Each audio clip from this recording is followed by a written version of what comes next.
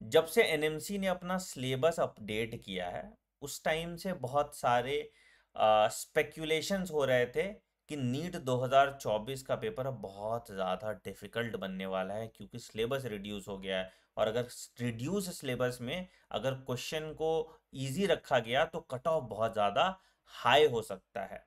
तो बच्चे अक्सर पूछा करते थे कि सर आखिर ये डिफ़िकल्ट क्वेश्चन क्या होता है? क्या क्वेश्चन एनसीईआरटी के बाहर से आ जाता है, या क्या बहुत घुमा फिरा के क्वेश्चन पूछा जाता है, या क्या मतलब आउट ऑफ कॉन्टेक्स्ट कुछ भी ऐसा क्वेश्चन पूछ दिया जाएगा।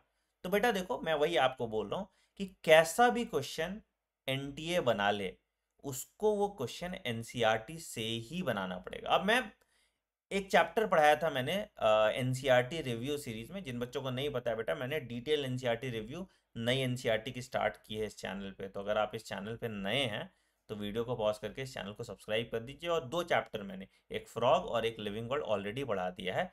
तो उसको ज़रूर देखिएगा तो आपको एक क्लैरिटी मिलेगी। सपोज एक क्वेश्चन मैंने यहाँ पे लिखा हुआ है कि the earliest classifications were based on, ठीक है।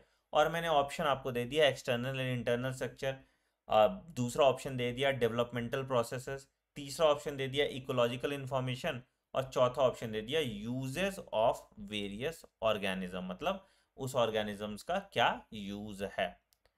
तो अब ज्यादातर लोग क्या मार्क करेंगे इसका, कमेंट सेक्शन में वीडियो पॉज करके बताइए और उसके बाद एक सेकंड में मैं तुम्हें दिखाता हूँ कहाँ से एनसीईआरटी ने से ये सवाल मैंने बनाया है। तो बेटा अगर तुम देखोगे तो एनसीईआरटी की एक लाइन यहाँ पे देखो, taxonomy is not something new, human beings have always been interested in knowing more and more about various kind of organisms, particularly with reference to their own use.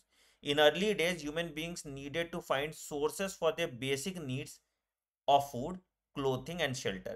Hence, the earliest classification were based on uses of various organisms. तो अगर आपने NCERT ढंग से नहीं पढ़ी है तो क्या आप इस सवाल का सही जवाब दे पाते? नहीं। मैंने ऑप्शन देखो यहाँ से उठाए थे, क्या क्या और टैक्सोनॉमी में यूज होता था, external and internal structure, structure of cell, developmental process, ecological information. तो मैंने इस तरह से ऑप्शन बनाया और एक एनसीईआरटी के लाइन से एक सवाल बना दिया। ठीक है, चलो एक और सवाल देता हूँ, ये थोड़ा इजी है इससे कंपैरेटिवली।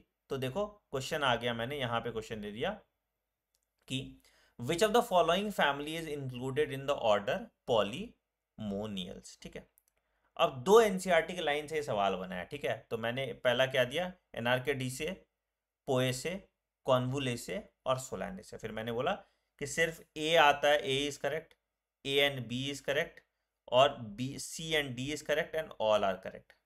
तो आपने पढ़ा है ना एनसीईआरटी में। यहाँ पे देखो क्या लिखा है, Convolvulaceae and Solanaceae are included in order Polemoniales. ठीक है, अब बोलोगे बाकी दो कैसे हम कंफर्म कर सकते कि नहीं है।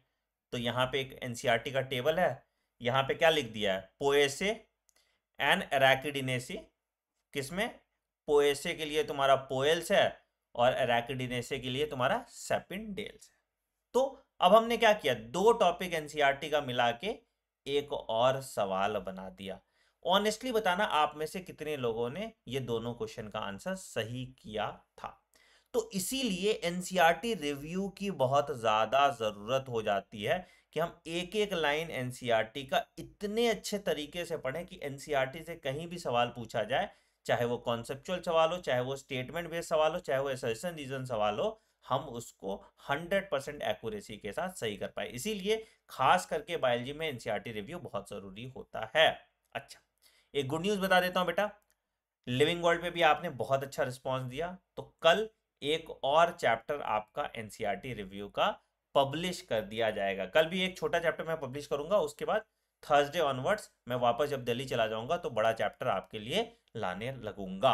अगर इसी तरह के नए चुनिंदे रसीले बगानों से लाए गए डीपीपी सेशन भी आपको चाहिए, क्वेश्चंस आपको ऐसे और चाहिए, तो कमेंट सेक्शन में ज़रूर डालिए कि sir we want question series. तो आपके लिए बिल्कुल ऐसे एक चैप्टर से इसी तरह से निकाल के 20-25 क्वेश्चंस आपको दिए जाएंगे और एकदम टफ से टफ अंदर एकदम एनसीईआरटी के लाइन में घुस घुस के हम आपको क्वेश्चन सॉल्व करा देंगे ताकि आपकी नीट 2024 की तैयारी बहुत अच्छे सिस्टमैटिक तरीके से चलते रहे।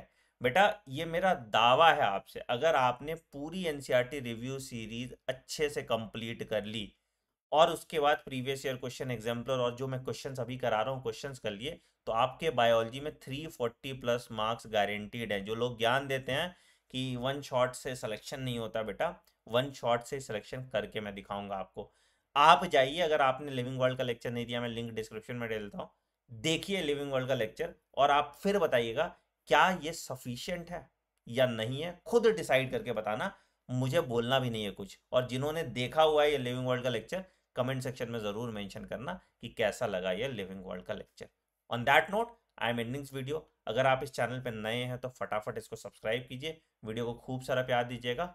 अगर इस पे 2000 लाइक आ जाता है तो फिर हम क्वेश्चन सीरीज शुरू कर देंगे। अब एकदम गिव एंड टेक रिलेशनशिप हम लोग चलाएंगे बेटा, ठीक है। चलो, on that note, take care, bye bye, have a great day, thank you.